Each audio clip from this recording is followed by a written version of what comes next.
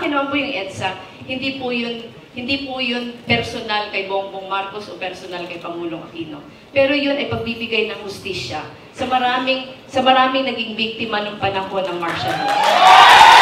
Yun po, pagbibigay po ng pagkakataon na yung sinasabi pong mga nanakaw sa nasalapi sa ating bansa, dapat maibalik. Kasi dapat po yun sa Pilipino. Hindi po yun personal, nalulungkot din po ako. Pag naging personal po yung usapin. I of course respect the opinion of the Congresswoman, but I would just like to point out that the PCGG has been in existence for 30 years with precisely that mandate.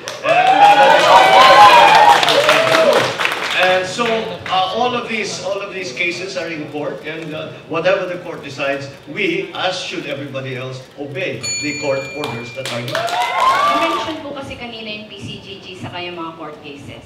Si Senator Joey Salonga po, nung siya pa yung PCGG chairman, na-estimate niya yung loot na 5 billion to 10 billion US dollars. 170 billion pesos pa lang yung nare-recover natin. Meron pong ilan na kasong pending, meron na pong 10 seconds, go ahead.